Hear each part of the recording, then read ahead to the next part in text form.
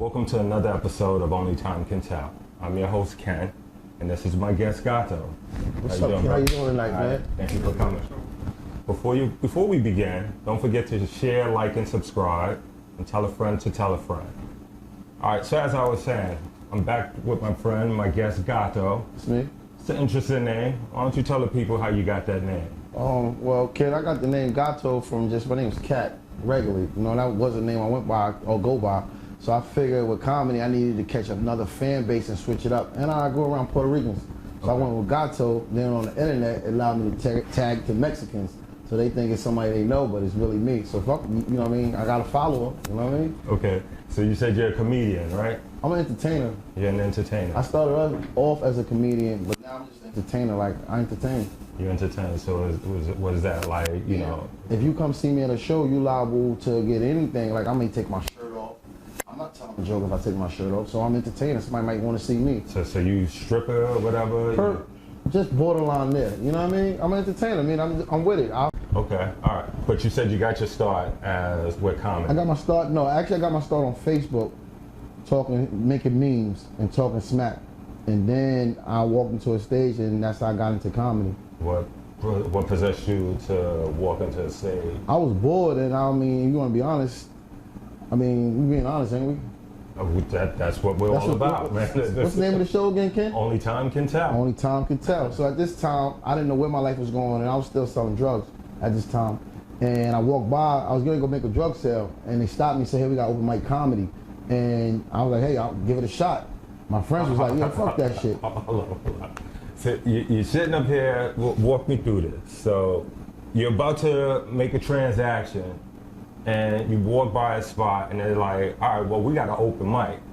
Like, since you said walking through it, cool, it's funny you use the word transaction, because that's what happened that day. My life took a transaction to do something different other than the old me. Okay. But I just allowed it to continue, so now I mixed it. I was walking down the street, let's say Water Street, for instance, if that's the street. Okay. They got a comedy club, which is Chameleon, which is closed down due to racism and whatever else. Right. And I went there to tell, they said they telling jokes, but I was doing something else. I was more inspired to go tell jokes than make that $50. Okay. So when I went to go tell jokes, I made a joke about getting rid of, at the time I had roaches. And when I told the joke, a person in the audience, and that club is predominantly clear folks. I call white people that, you know what I mean? Okay. So I was telling comedy to their humor.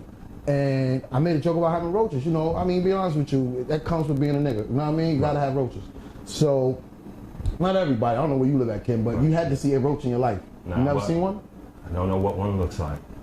I grew up in a part where they're like, what was it? We don't have roaches, we have water bugs. All right, cool, they lied to you as a kid. Like I said, a water bug is nothing but a healthy roach. But what I wanted to tell you was this, like, they gave me advice after the show, so that means they listened to me. And when they gave me advice on how to get rid of bed bugs. So I was like, oh, these stupid motherfuckers, I can come with anything. Right. And from that day on, I've been telling jokes. That's dope, man. So now as a child, when you was in school, were you known as the prankster, or? I was like a perverted clown. Like, you know, second grade, I used to know that my teacher had one button open, shit like that. You know what I mean? Right. Watch white comedy and white movies where they know about, like, Al Bundy, his kid, chasing the bunny rabbits, which was breast. You know what I mean? Yeah, so yeah. I was perverted. Like, I never put a mirror under my foot and look at nobody's dress, but I noticed my teacher, like, if her pantyhose was ruined and she was in the room with the other teacher. You know what I mean? Like, I knew who was fucking at second grade. You know what I mean? Okay. Just being real with you. Okay.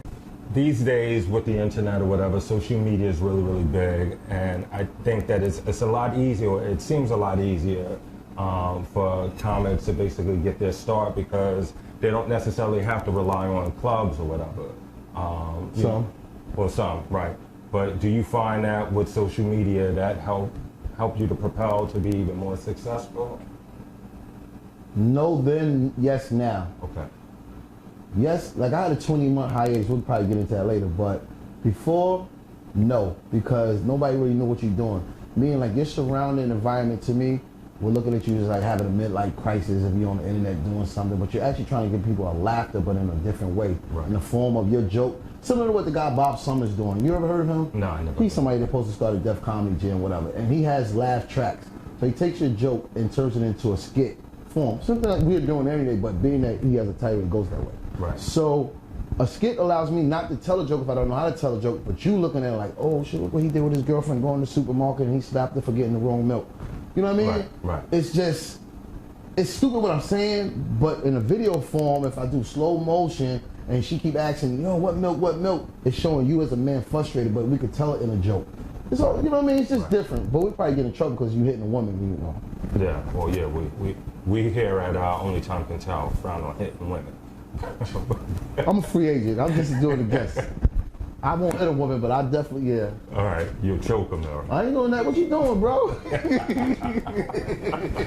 Yo, give it a real okay. We're going to get to that before the day's over. Okay, Let's talk about that part. Okay, I got you. But so you were saying... Social media about now and then. Right. Then it was on, people was buzzing, but they didn't know what they had. Right. But everybody had videos and content. At a time, like somebody might have 300, 400, maybe make it 1,000. All right, cool, I'm lit. Or what was it? You get a blue check from Instagram, or you know, you went viral, maybe World Star or something else. But what did you do with that? Because now, let's say you video funny, you got to be stage funny now. If that's what you call yourself, because people book you. So when I book you to come in the show, are you going to bring your video to the stage? Right. Yeah. Or what are you going to do? Like, what am I booking you for? Well, just to sell seats? And then that's not really fair to people that's in the entertainment. Right. Now, being that we was in a pandemic and people sitting around with nothing to do but to figure out that these phones come with Facebook on it, I might as well get a Facebook page. You could make a stupid video and just tag in, let's say I tag your company in. You're going to look like, who the fuck is this? Or what's this? Right. So you're going to see it. So now, internet matters, but when I say now, I'm saying like as soon as the pandemic hit again, like around March it came, right. August they told you you're still inside. So between August to now, if you didn't make some internet content for people to know you, it's over. Because now the world is opening back up. Right. So what you better hope right now is that they just give out Corona again somewhere else and you got skits. You know what I mean? Because if you can't hit the stage or go personally, publicly to deal with people, you're not going to win. Okay. So now for me, that's my advice. Let's see later on what will happen. Right. All right, so now that things are opening back up, have you been getting any reception from people talking about, oh, yo, I seen your video, like, yo, I like you? Or... honestly, I used to work at Sunoco. I just got fired recently. I was working at Sunoco, and it's a gas station. I just clean shit, did what I do, because you know, you gotta have a job as a man, you gotta be there. Right. And I met people from the job that, here, take my card. I carry a business card, so they took the card. And people that don't know me from the whole world, I just gave you advice how to find a liquor store. Write me now and say, yo, you got great content. Or somebody say, hey, why do your videos only do so much? Your content is dope. Right. But I'm not looking for that to take me off. I'm just basing my life what the take off for me is me. Right. Like me. Like if you say like you liked the video, cool. But now get next to me, like, oh, maybe I could use your voice for a Disney movie. Maybe I could like use me. Like use all of me. Don't use me just because, oh, I see you fall down some stairs in the video, you're funny for falling downstairs. No, use me because I got a brain. Maybe you could, you know what I mean, market me, that's all.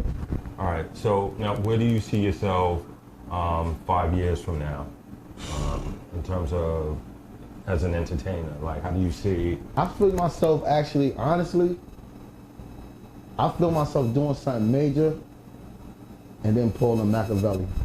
Then just disappearing.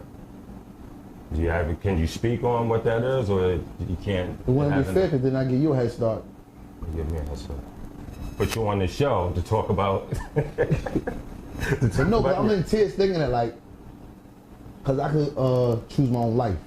Right. So 5 years from now I could be anywhere, and I got a past and a history that other people know, so I could be anywhere. Right. But that's what I choose. I feel to do something major, keep a tight circle of who I want to be around me. And when they get that phone call, that phone in their mailbox, they know where to meet up and we out. Okay. All right. One of the reasons why, you know, I wanted to do this podcast or whatever is I wanted to show the viewers the many different forms that success, how it can look or whatever. You know, just from like everyday people, from, people just like, all right, you know what, let me just, make this quick money on the street. Say, you know what, there's a better way, Maybe I can transition into, comedy because I'm always told that I'm funny. Or maybe I can do, No, that's right. But I'm not the person to speak for that, though. I'm not a good spokesperson for that. No, you totally are. I honestly think everyone is, though. I mean, yeah, maybe, but I've had some slip falls, too. But you never know a person's problems in life. Like, some guys that do comedy, right? I met a guy, matter of fact, and you're going to see him because he's working underneath my label. I got a team called Middle Finger Entertainment / Trap Comedy. comedian been out. He came up around the era like when Smokey Soares, Kenny Wools, and when they was coming up bad boy comedy shit. Right. His name is King Murph. So I met up with him at the hotel the other day. Seen him out the blue. I'm in the pool area. And he hasn't done comedy probably like 20 years, maybe 25. But he'll tell you guys like Brooklyn Mike or this guy or that guy stole my jokes. You know what I mean? Right. But I didn't know this, but he's telling me this. I want him to bring his story out to the thing. But what he feels like he didn't make it. He told me that in the park, I didn't make it. And that's what I feel like. I said, yo, you're not like Steve Harvey and them guys from the books I read. I don't know Steve Harvey. The reason why I wanted to do this podcast is so that whoever's out there is watching be like, yo, I relate to Gato. Yo, Gato is me. You know what I'm saying? And he didn't give up, and this is where he is. So then there's still hope for me. That makes sense. You know what? And because you know why? I got to look at it like that. Because at the end of the day, sometimes I feel like I'm just still me, regular me. You know what I mean? Right. I was telling you about a guy I work with named Kenny Murph. Kenny Murph. And he said to me, I don't feel like I made it. And I said to him, why? Because you didn't leave your family and your kids like other comedians did to make their career. Like me, I leave my kids in a heartbeat. I got a whole team called Fuck Them Kids. Like that's my comedy show. And I told him, you made it, bro. You know why you made it? Because you sacrificed to make sure each 3 or 4 of your children grew up. They home, they can leave home now. Right. Your wife is helped. You got your health better. Right. So you gotta accept what you gotta look at your royalties. Right. You made it. You're a king. Yeah, he did make it. You made it. Like you can't judge your making it because you look on TV and you see, yo, this guy's on HBO, this guy's here. Like your blessings may be, yo, you made it right here. Everybody's blessings is different. I swear to you. Right. I'm like, it's blessings and it's jealous. I'm not gonna sit back and like, yo, this guy got a new car, he did this and that. Right. You gotta get up and go get your own shit, man. Or you gotta be comfortable with what you got and live with it. That's it. Now, like I said, one of the things that I find that people usually don't define what success is before they get there. Okay. So, you know, a lot of times they're like looking to like the Steve Harveys or, you know, or these. You can't though, because you can't because like, for instance, for me, I'm humble. I'm still hood. But when I try to act like I do have a little bit of status, I won't say success status, motherfucker around me shoot me down. Like my chick will shoot me down like, right. It's a hobby, nigga. You know what I'm saying? I'm like, what? It's a what? I get paid for this shit. Right. You being a mom's a hobby. Them kids gonna be 18 soon. You gonna be home by yourself. That's a hobby. Right. So you know what I mean? Like, I'm not a level back down, but I like when I go to Atlantic City, I make a phone call from the car, text, you know what I mean? Right. A person that runs a whole casino building of comedy and says, hey, pull up to the door. Right. That make you feel good, because I remember being in the back, I remember sleeping in the parking lot broke, and nobody knew me in Atlantic City at one time. Wow. You know what I mean? So it's like, you weigh what you can and can't do. Right. Like if you go to a pizza shop in the neighborhood, they may close the door, because other people, they see the Instagram, they think you paid, they think you lit. So they gonna, it's the people that's around you every day that's never gonna make you, they're not gonna like accept your success. Because you didn't buy me no car, bitch. I paid you for your food. That. But it's what's the name of the thing again? Only time can tell. Thank you. Okay. I like that. All right, so now I've heard, you know, just, you know, on the come up or whatever, a lot of comedians, and you even said it about your boy Kenny Murph or whatever. It's a cutthroat industry. What was your experience like that? Did you see any of that like coming along the ranks? I went from selling crack, whatever, to switching to comedy. So what I mean by saying that, because I did my jail time for it, I can speak. What I mean by saying that is that I didn't believe that it could be the same way. Right. You know what I mean? Right. I didn't believe like you could be loyal for no reason. I didn't believe that you could go to clubs and tell jokes and they won't even offer you a soda. But they fed everybody in the club steak, lobster, shrimp, ice cream, sundaes. Right. You know what I mean? Right. I didn't know that it's like, it's not like, what's the compliment? What's not having a class of saying, hey, you need a beverage? I don't want a liquor, give me a soda. You know what I mean? Right. It's just common courtesy with it. That's all. And not everybody looking for a free meal. Like, and the way they pay you is nigga shit. I swear to God, they pay you in food. You know what I mean? Yeah. But some people show you how to earn your money too out the game, like bring you some merch. So you gotta know, you can't just get up and say, I want to tell jokes, because that's not gonna take you on the road to getting rich, getting money, doing all that. You gotta understand, comedy has so many different angles that I just don't, like now, people sell CDs. Ain't nobody buying no DVD, I mean, like really now. Right. But now it's trying to way to market them little gigabyte things so that people can plug it in. Thumb drive. Yeah, and maybe if they really work in your car, you could do, you know, comedy like that for somebody. Right. Or t-shirts. You gotta have, to beat the cutthroatness, you gotta be right there with the cutthroatness. Right. For instance, a promoter booked us for a show. We came all the way from Lancaster, PA, that's where I live at. And we drove to New York. and she tried not to pay us. She was like, the money ain't right, this and that, and that. That's cool, but we drove from West Bubblefuck. So what we did, we sat at the bar, ordered all the liquor we could drink and the food, and we said, if she got it, you know what I mean? And she called, texted me, but what can she say? Like, I mean, we even. That's it. Right. Oh man, yeah. That is rough. That is rough. Shout out to Colors, Blaze the Mic. You know, we friends now. Okay.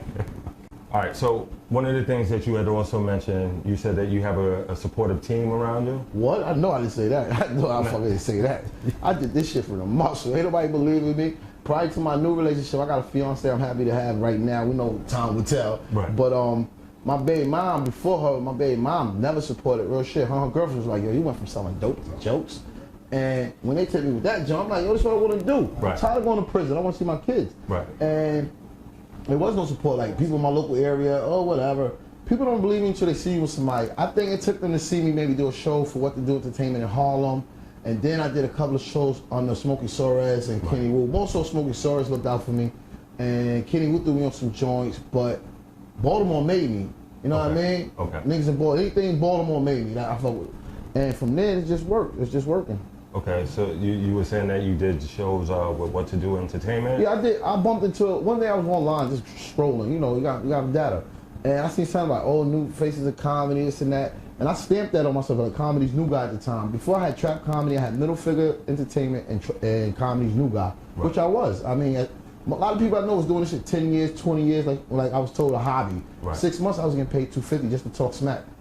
I went to down Baltimore. I went around Sir Alex, a couple other known comedians down there, but you know, the acting guy deal with regular Sir Alex, and they basically told me like, hey, you're funny, but don't hold back. See, white people tell me don't say this, but then they were saying whatever they wanted to say in the room. Like somebody said one night to me in the room, not to me, but to the crowd, oh, I love black, I got 6 black t-shirts, I just bought 2 more today.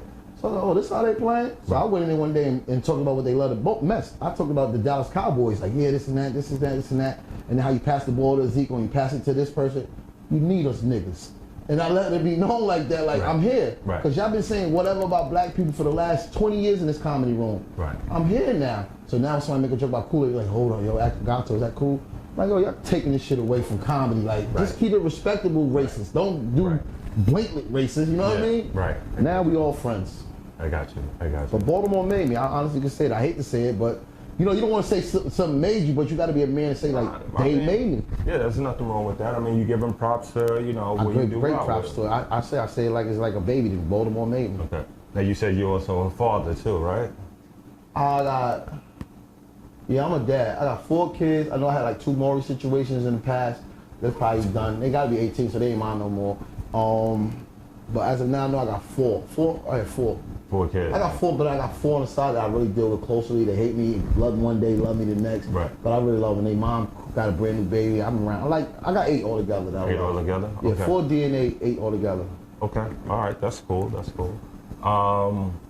So you said you work for Whattodoent Entertainment. I have. You like Baltimore. Baltimore is what? Love Baltimore's lit. Put you up on the map. Baltimore kicked me in my ass and said, do right. Do what you got to do. I like it. They just say you don't hold back. Baltimore, like a couple of people. I don't want to shout too many people out because this is about me right now. You know what I mean? Yeah, no, I got you. All right. So, have there been any big projects? Any, you know? Big projects? Or I started off big. We need big projects. My first crowd was 250 people. Okay. I was fresh off the porch telling jokes. I don't know nobody for 250 people. Okay. Real shit. 250, and I was funny. And everybody that's doing big things now was openers to me then. So it's like, I mean, you name it. Who you loving? This is a New York show. I mean, let's put this out there. It's gonna be out there.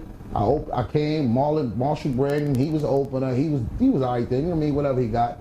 OC the bus driver, he was telling the same beep, I stopped at this bus jokes. Smokey. I ain't gonna, you know what I mean, Smokey. I'll talk shit to Smokey, I'm like, yo, when you're gone, who's next? You might as well give it to me now. But Smokey's, you can't, he's stamped, they love it, my friends is rats jokes, they love him since state property. I mean, whatever, Kevin Hart, you know, Smokey. And it was me. I didn't know no better, but I had to go in and talk about wolf pussy smell. Y'all women think y'all this and that.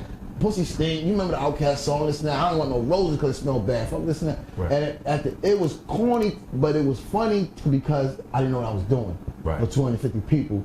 And then my mom popped up right after, late, didn't even show, but she walks in the room. She always do shit that fucks up the mood. She comes in the room with a bouquet of roses. This ain't the opera. And so the old lady said, I thought you said you don't like roses. I said, well, hey, my mom here, don't do this shit. My mom bought these. She ain't bought me nothing in life, but she wants some roses. How do you know she bought them? How do you know she... Yeah, right. Nah, my mom ain't doing no stealing. Nah, I'm not saying she stole it. Somebody gave it to her. She's like, oh, I'm going to get this in my mom like that too. She won't even use the same soap somebody in the house uses. I swear to God. My mom's like, what, you touch them flowers? I want them flowers. My mom like that. Oh, he sharing out air. So I don't want you to get into trouble, but I understand you just recently came home from jail. Hold on, ask my lawyer if we can talk about this real quick. No, I don't mind asking him questions. Let me see what he said. He don't speed out for this interview.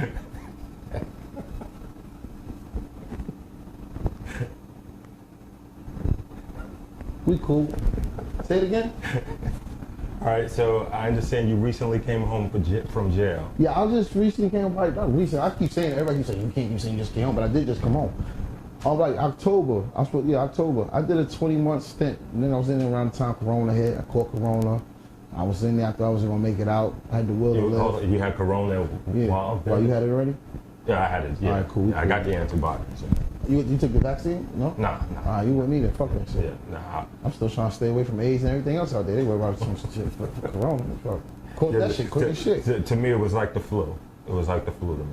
It wasn't like the flu in prison. It was just couldn't eat. You know what I mean? Yeah. Just had a thirst. You just want to drink. Right. But yeah, I just came from parole. I mean, I did some dumb shit. I still was hustling. So I mean, not say hustling because you sell anything. I held drugs for the wrong person and gave it to the person they told me not to give it to at the wrong time. Right. You know, I went to jail for it. And I did 2 years, almost 2 years.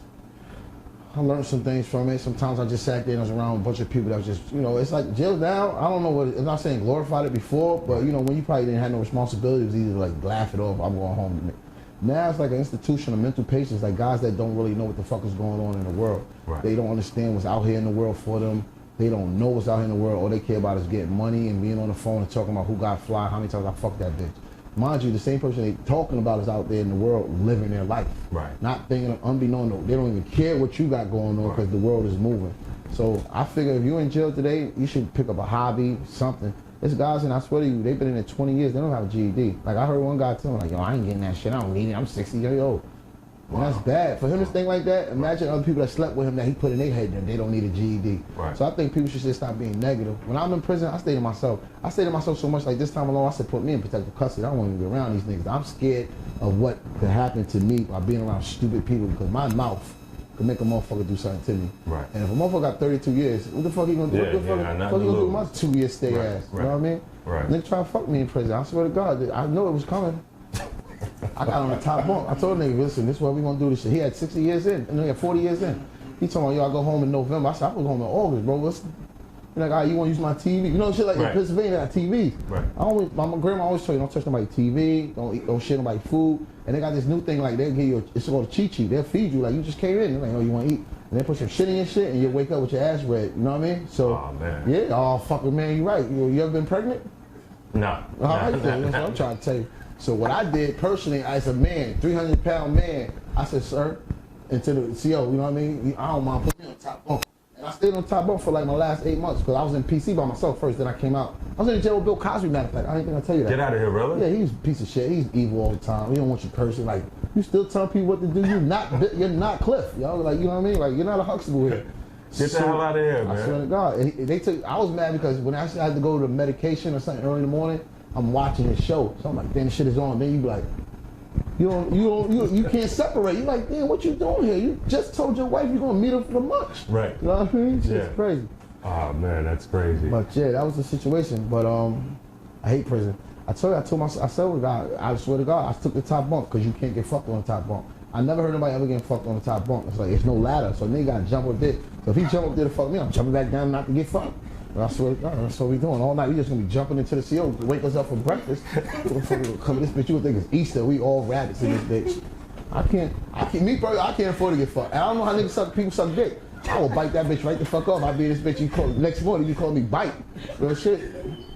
Suck a dick. I wish the fuck I would suck a dick. Suck a dick.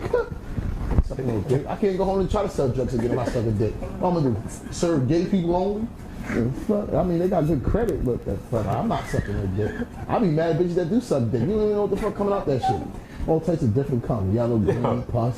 This just took such a turn. No, I'm just saying, this is me, yo, bro. You start asking about parole. This is what happened.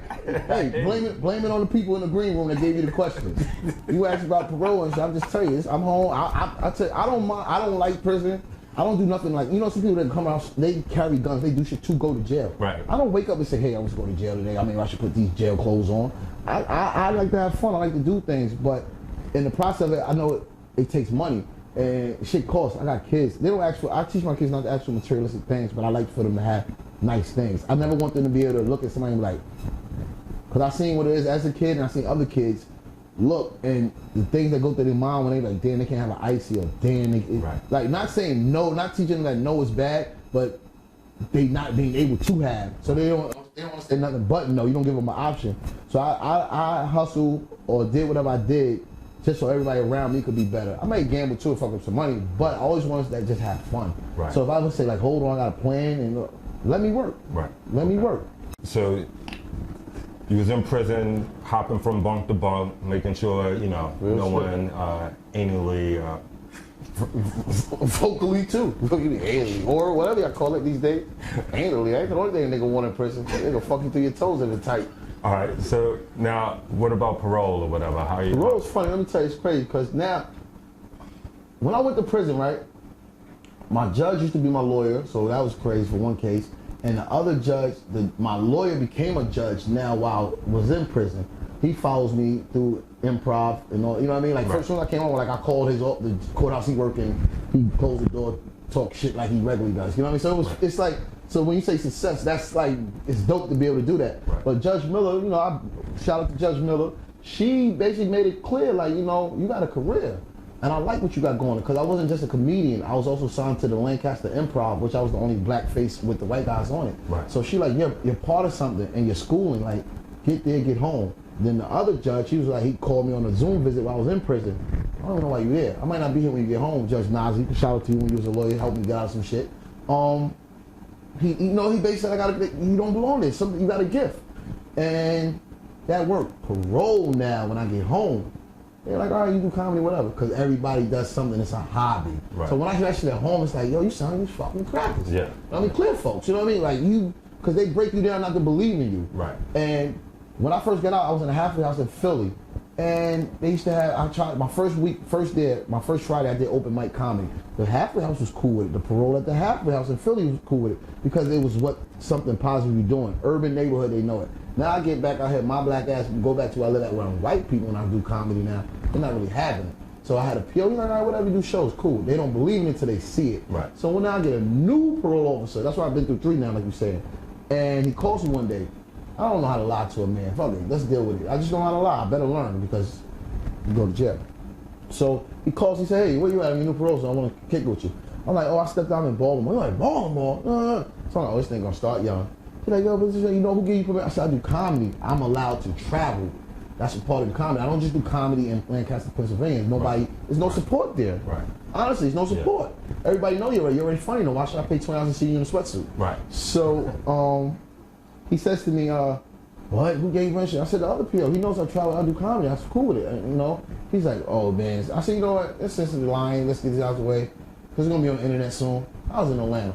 Atlanta? What the fuck? And I just, because I'm 41 years old, so a kid, some of the paroles is 23 years old, 24 years old. Right. I'm like, oh, I can't lie. And it's like but I gotta lie because I'm putting my family members in jeopardy of me being gone for 90 days to 120 days for traveling, for something that's my career. So so when they give me that, they say, oh, you're gonna have a meeting with the supervisor. So I'm like, what the fuck I'm gonna tell the supervisor? I ain't do nothing wrong. Right. So now I call the lawyer, other guy, my judge, that's the lawyer. He said, I can't help you, this and that. I said, I want to get a meeting with the original judge that sentenced me because y'all know I travel. You gave me a $600,000 bail when I caught this original case for selling 2 pieces of crack cocaine worth $40. And y'all said to me, my bail is $600,000 because y'all know I travel for comedy, so you want to make sure I'm here for court. So now that y'all did all this prior to me going to prison, now that I'm home, why would you let me be the man that I'm supposed to be and do comedy? Right. Being I was almost 2 months away from being on Wild 'N Out. I know I could have been there. I'm funnier than Nick. I could rap better than Nick. Anybody do better than Nick, can it? Right. But fuck Mariah Carey. Anybody they do better than that. He lost out. But what I'm saying is, right, I just don't understand white people. Right. So now when I get into the office, I went to Atlanta, I did a show for Sean Hartwell, good promoter out there. Not better than Put, but good promoter. Right. And he promotes a movement called Fuck Prison, FCK, prison. Right. Meaning, and it's just saying like stop going to prison. Not black, not white, not Puerto, us all in general. Right. So, and I happen to have the sweater on because I mark it. Like this shirt here, if it wasn't this bright, I would wear it every day for 2 weeks. Right. But when, you know what I mean? So I marked the sweatshirt for like 2 weeks. I walk into the prison because I wake up in the morning and take my girlfriend wherever. I don't know. She gets up early, 6 o'clock. This is early bird. So when we go, I just throw a sweater on. It's cold. But I say, drop me a parole. Let me get this over with. When I get there, he comes out the PO. You think this shirt is appropriate for you to see the supervisor? I say, yo, bro, what's wrong with this shirt? It's not a Bart Simpson shirt. It means something. I'm a grown man. Right. So when I get in to meet the supervisor, she's a lady. Great. I wanted to see somebody else, but she was great. And she was entertained by comedy. Right. Only thing she said, due to your dirty urine because you smoke weed without the card, or you're not buying from the dispensary because you're smoking with your friends, you can't travel. But I know you haven't been to the healing. She's asking me questions to let me know she's intrigued with comedy, and I see that you really do shit on the internet. I want to go like, basically the supervisor was in the office, we went in there, and the supervisor, I explained, he pointed right out to me, he said, you see his shirt? And she's like, and I like, can I explain it before you, I said, listen, the shirt is a movement. God did a show for it in Atlanta, I'm basically telling you. I showed them pictures and videos of me being at the Marriott, me sleeping in the street in Atlanta, skit form, not me being a bum, you know what I mean? Right. So they're like, okay, you really do this, that's what you do. And I see your views, I see what's going on. So I told her the shirt is basically like saying, not fuck y'all, if y'all correction officers, this is how you make your money while it's coming home from jail. What I'm saying as a person, we should stop going to jail. And if I do go to jail, it's for my actions of what sent me to prison. That's it. She told him, I don't see nothing wrong with the shirt. Why would you bring that up? Right. So I'm like, okay, now I see it on my side.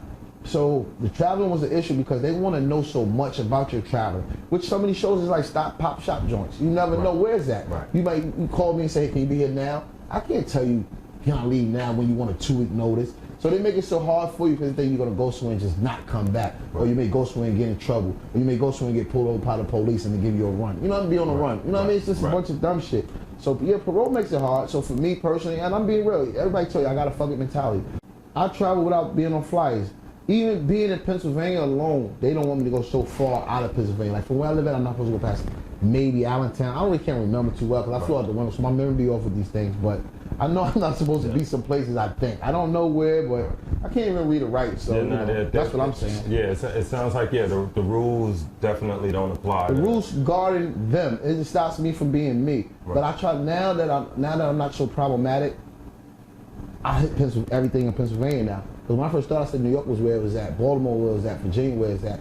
Nah, Pennsylvania's my background. So now, like I said, if you're a comic and you come through, they're going to ask you, hey, you know Gato? Right. Like, you know Gato? Yo, you should have had Gato on your show. So now, like, a couple of weeks ago, I did Altoona, PA. What the hell am I doing in Altoona, PA? You know what I mean? Right. But they liked it, they want comedy. And wherever I go, I swear to God, wherever I go to perform, I try to make it hard for the person that's in front of me and behind me. I'm not saying I'm the funniest, but I'm more relatable and I'm more realist. So what you scared to say, I'm not scared to say. I done broke up out of 2 relationships with the same person behind the shit that I say on stage. So I'm cool with that. Right. Meaning, like, I'm willing to sacrifice for the shit because I can come back and buy them a bag and get it back if I want to. You know what I mean? Right. So she'll understand later. I got you. So I've heard through the wire that comedy is a cutthroat business. Do you find that there's any legs to that? I mean, we spoke on that quite earlier. I mean, I don't really want, because you know what, it's going to be a time when I got to cut throats with some motherfuckers too. Right. It's been, everybody complained about Puffy, but now everybody want to be similar to Puffy. You know what I'm saying? When you start, well, you probably like. I don't know anyone that's trying to be similar. What I'm saying is like, cool. Everybody say Puffy didn't pay the locks, right? Right. All right, cool. Sometimes you gotta pay this before you can pay that, but then it's a bigger picture. Like Puffy was a smart businessman. I don't know music-wise what his business was, but he knew how to keep the lights on. Even when they thought it was over, he knew how to keep the lights on. Did you think it was over for Bad Boy when Biggie died? You asking the wrong person. You don't like hip-hop? No, I like hip-hop. I just don't think that what he does is hip-hop. I think what he does is called rebranding. He just basically takes stuff that's there and just brings it to the mainstream. But don't take away the people that he pulled out of these communities that never had a chance and use them to do what you said do. So the people that he never paid, like... I mean, Biggie made some money? No, Biggie didn't. You trying to tell me he robbed Biggie? He had Biggie sell over his publishing for like $250,000. So you saying he make $1? That I'll Be Missing You, according to what he was saying, the I'll Be Missing You tribute song that he See, did. you know what I blame that on? And that's just some real shit. I hate to say it. I blame it on them Brooklyn niggas. They should have went down to Puffy building and fucked Puffy up. Real shit. You don't know Puffy beat Big. And he dead? What the fuck we got to lose? He already burnt out, man. Now he dead? I blame that on them. You gotta have a strong, now that go back to what you said about my support team. Right. I don't have a strong support team. I got a strong support system. But for some of the things that I be saying on the internet and do the things that I do, I got some strong support motherfuckers that'll bust somebody in the head if everybody think about putting their hands on me.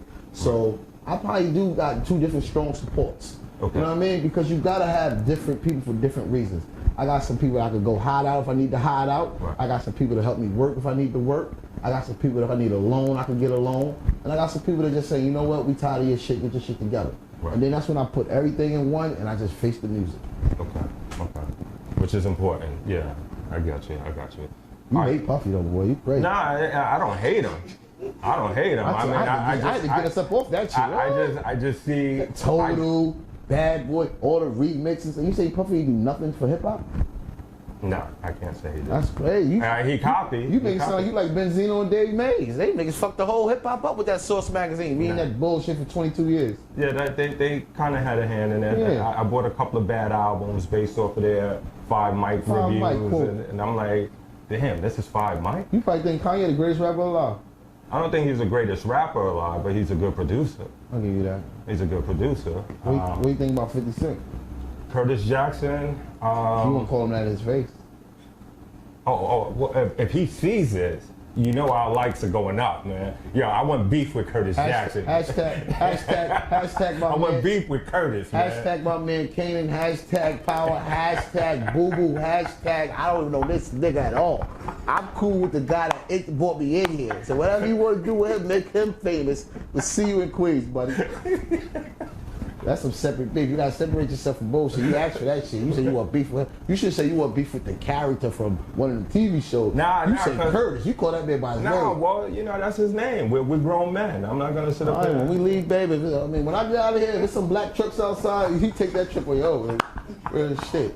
Them motherfuckers slap kids. Yeah, shit. I ain't with that. You see what they did to Jimmy Hitchman, son? Slap the dog shit out that little real shit. I ain't playing. I got a bulletproof vest for me. I got one for you, one for me. Shit.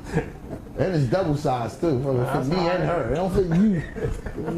That shit. That's all right, man. I'll live. Now that go back to what you say about the internet and social media. Some people do some dumb shit. Some people do some shit. You just took this shit and left. That shit. As soon as he posted this, I tell you, man, I'm personally gonna tag G with it and this shit. Young Buck will do anything to get back. You fucking gonna be on the top buck with Young Buck. You be mad as shit.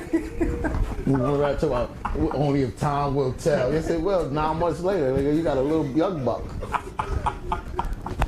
Okay, you crazy shit, man. I'm definitely gonna say that shit to 50. I got my own footage. I got my camera in the pocket over there. I think these little devices put like these camera devices. I'll beat a drug sale with this shit, nigga. 50, yo, you wouldn't see this. Yeah. Slide that shit right to 50 on the side. Like, yo, who's this old dude with the gray patch? I like this show, man. I should do. You should let me do this show again after I make this big comedy special I'm getting ready to do called "Fuck Them Kids." Fuck them kids? Yeah, I'm gonna do like, you know, cause I see all these old comedians keep saying the same jokes for the last 22 years. Yeah. So I figure I can do the same joke for 6 months straight, talking about fuck them kids. And it's not saying like fuck my kids. I'm saying fuck my girlfriend's kids, fuck my kids. So you tell you fuck your kids. Cause my mom used to say fuck me when she used to go to Trafalgar Square and see Tupac when he come to New York. Know what I mean? You said fuck me, you went to see Tupac. Tupac dead now. Now you gotta pray to see Tupac. What the fuck? Fuck them kids. It's real shit. You gotta think about it.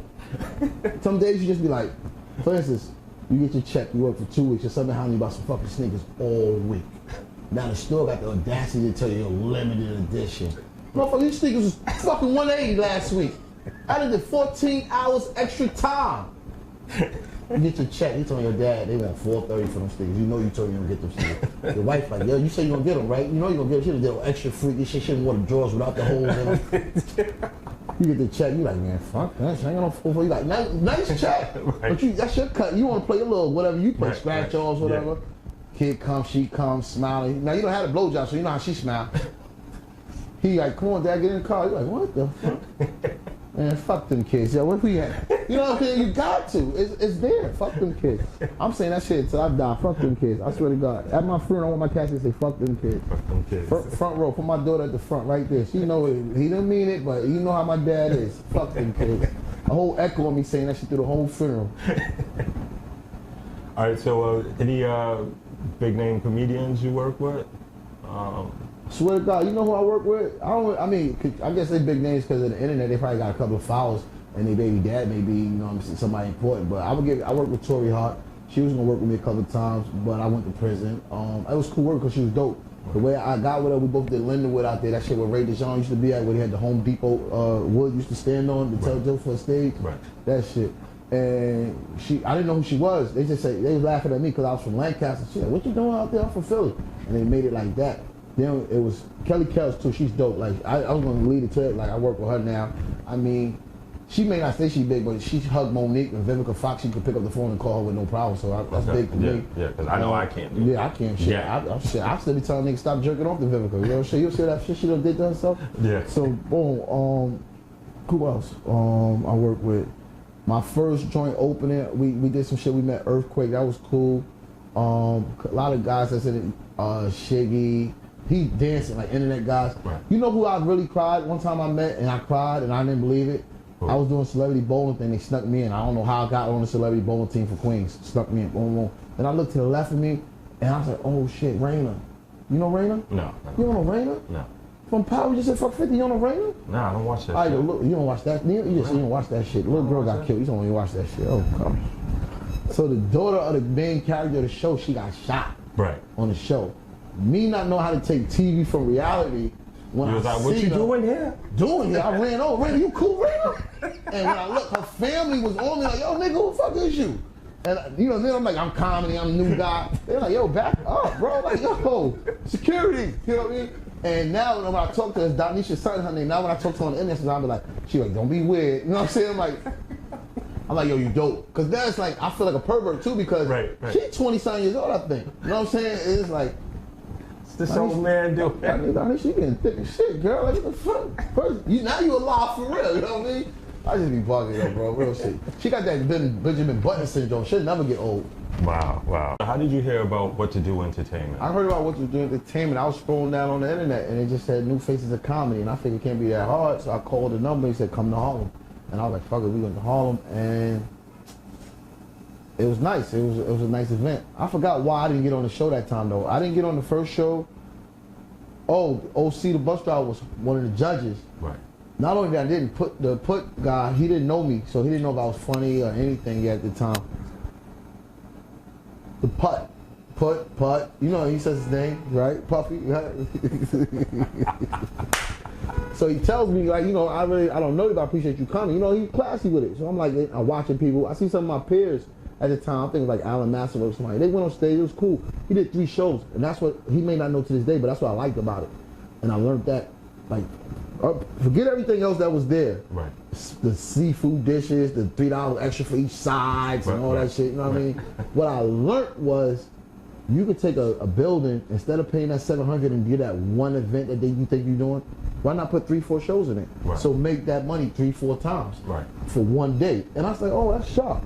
Because you don't have to be, I always thought like, damn, you don't gotta be Ticketmaster. You don't gotta be like to the opera or to the Fulton or to, this nigga's doing this shit out of somebody's basement or somebody's attic or something. Like he's really making something happen with the space that you got. Right. And that's what I like. I mean, I am a comedian, but at the end of the day, when I walk in the room, I see everything. Right. You know what I mean? I see like, oh, shirts gotta move here, M&M's is over here, Waters is over here, Pictures is over. You know what I mean? Right. So I liked that part of it.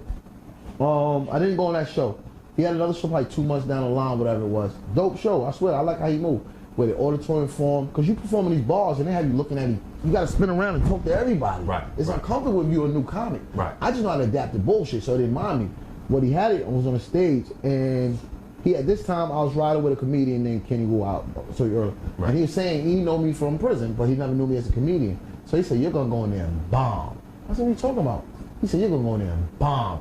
And I'm filming on the low, so I don't know. Cause now 5 years later, you're gonna call me for a job. You know what I'm saying? Right. So when he told me I was gonna bomb, I'm like, what? He said, yo, but he schooled me too. Like, listen, when comedians go in places and they start talking about the chandeliers and this and that, you're running out of material, but you're trying to rebuke something. Right. But you might be hurting the guy that's paying you because like you're talking about my shit. You know what I mean? Like talk about the crowd. Don't talk about my lights. My lights is broke. So you don't want to hurt nobody's feelings. You know what I mean? So when I went in there, I'm like, damn.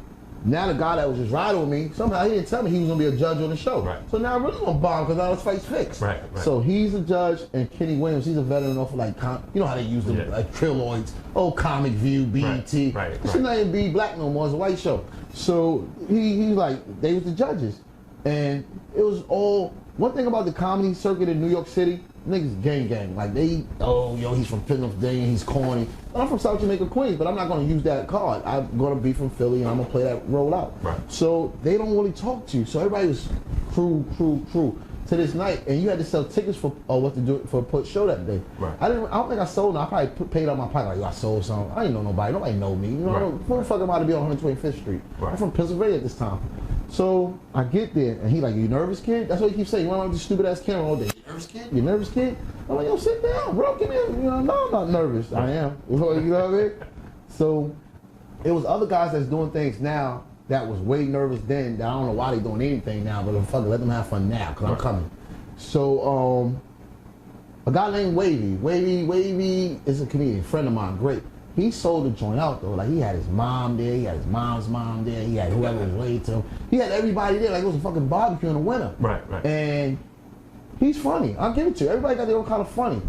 But boy, it's something got in me that night. I swear to you, it was on 125th Street for me in New York, and whatever it was for me in Pennsylvania. On 125th Street, 5th Street in New York City, that day, at that moment, I tore ass. Get out of here, wow. Off my head. Like, they may tell me you need to write jokes, but they can't tell me too much about it because I did 2 years of paid comedian without writing. Not saying I didn't write, but I got a journal of life that I could dig into it through my mind mentally and go off it. Right. And I picked that one piece and then I set it for this. But it's better to write. And don't get me wrong, it's better to write because you need to know what you need to have to do or where you need to say it. But when you give that written bullshit to a crowd and they don't laugh, what you do now? Right. Yeah. So you know what I'm saying? Yeah. So I want to be able to back out my shit and be like, yeah, I heard a comedian once said that his written material is only if he runs out of material. So that's his written stuff is his and that's dope that he said that because sometimes you may spin around, bang, then you might want to hit him with something and he's like, why she not laughing? Right. And you're not supposed to get stuck with that one person out of 1,500 people, but you say you feel like nigga, I'm funny. Everybody's supposed to be laughing, and that's the real shit. Right. But yeah, man. Oh man. But that was the what to do thing. I'm gonna get back to it. I was funny. You can catch it on Put page. He takes forever to edit shit. That's why I don't even know I did this interview with you. It might come out 20 years from now. But with that show, I did so well that I stole another person's fans. Right. Meaning, like, if it was a bring out joint and they had to check off who was funny, nigga would not talk to his mom for 90 days. You understand what I'm trying to tell you? His uncle for 60 days. Right. And when I was done, the guy that rolled with me, he was a judge. So he just like, yo, bro, you did your thing. I ain't got nothing to say. What the fuck can I say? Right. Kenny Williams, which is a veteran of comedy with all their killoids, and you know, he cool. I can talk shit because he's from Queens with me. He basically said, I have nothing to tell you. Because at them shows, them guys is there to give a little bit of advice or whatever. He said, only thing I can tell you is don't tease the audience. Meaning, like, if you're going to use the mic or if you're not. Like, because I was in my own nervous. Sometimes I wear shades when I used to tell jokes because I didn't want to look at people. You know what I mean? Right. I got my own nervousness.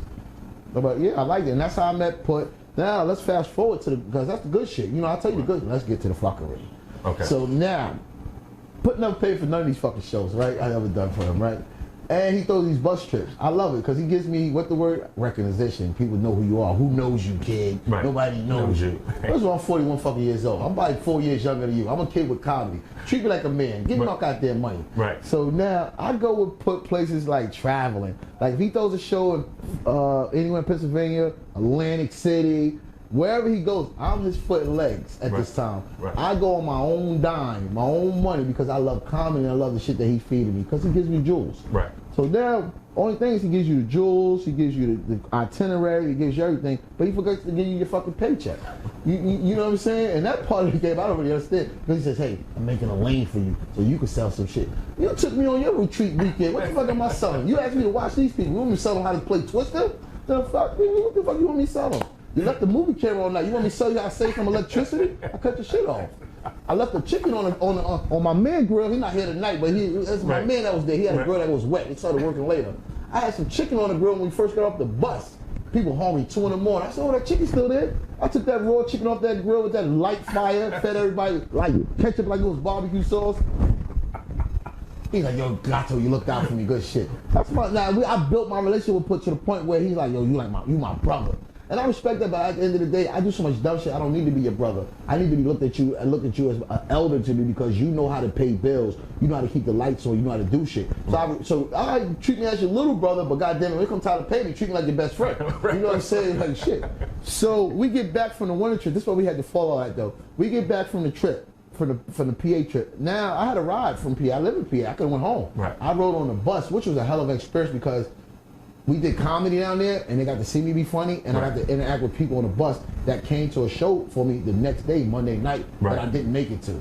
So that was even like, that was the dope shit. Like, oh, he even fucking coming, we was here, they calling him, he calling me, I said, oh, whatever. So, boom, because our fallout happened the night before. Right.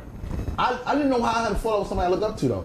And the fallout came from where, I came back with the bus, funny on the bus, whatever.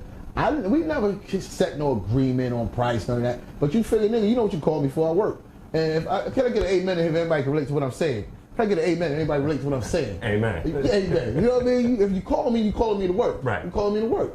I don't know your financial issues with the establishment. That's not my problem unless you did a Watergate scandal or unless we just went bankrupt. Right. So when we get back from the bus trip, I just everybody do what he do. We carry luggage to where we at to the office, similar to this room. Right. And when we get back, I'm just waiting for the pay. You know what I mean? Right. I'm like, yo, bro, what's up with the pay? Like, he like, yo, he telling me, that's our business, but, just give me enough for an eighth, bro, whatever eighth is them days. You know what I mean? He like, I don't know no eighth, I ain't into that legal shit. So I draw him a number, this is what the eighth may cost.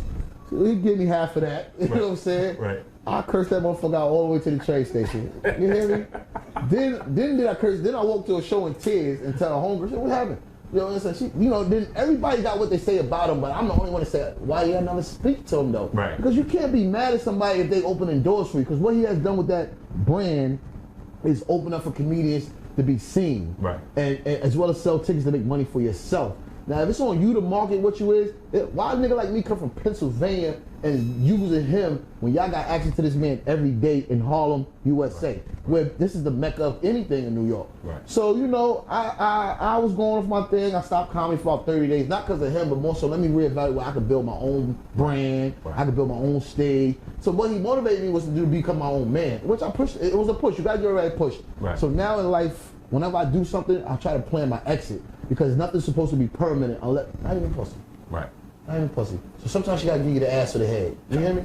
Switch it up on me, baby. Tuesday, you can't keep doing this shit every Tuesday. Real shit. I wanna do anal tonight. Not mine's yours. You know what I mean? Real shit. So, on that note, how can I say what happened? On that note, I did a show for K. Smith. He's another comedian out of Queens, but he do things in Harlem with. There's a crew of them. They would try to tell me what time to join the crew. I'm Wilt Fraser with this shit. Like, whoever the nigga scored 101 points and lost, I'm cool with that. Right. And I get on stage. Everybody in there, we worked for What to Do Entertainment before. Like, we came to a New Face of Comedy show. And, comedy's therapy to me.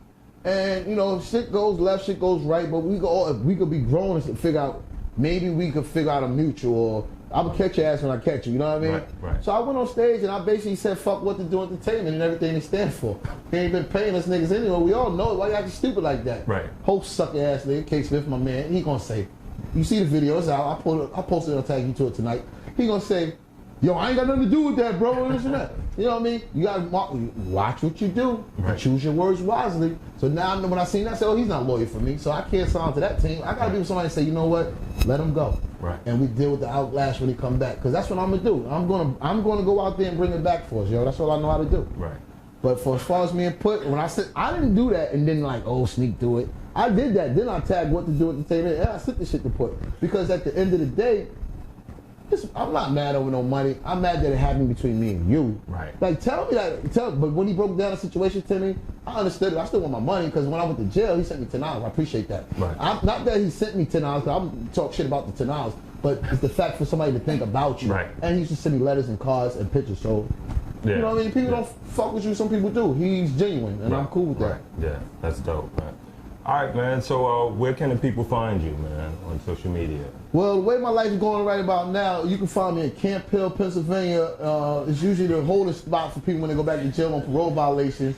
KW, that used to be my old number. I don't even know my new number, but my name was Clyde Middleton legally. Send me some fucking JPEGs. I swear to God, it might go left. But if that don't work, catch me on IG Trap Comedy 1. If that don't work, Google Latanya or something. She's got my money and tell her to visit me. You know what I mean? Because this is stuff I know may happen. They leave you when you go. You know what I mean? But yeah, they can find me through you guys because I really work with Whattodoent Entertainment, and however he's situated, he could get me booked for shows or however. I don't really care about the Facebook views or that, but go through you guys and follow these guys. They got something going on. Cool. Well, thank you, man. Anytime, bro. Oh shit. All right, that's my man Gato. Yo, put out the money for the show? What? Money? Yeah, come on, man. I'm trying to wrap this up. Yo, it's wrapped up. This shit ain't wrapped up. Don't worry about it, man. Don't worry. All right, them niggas in that black truck be outside. Oh, they here? I'm out.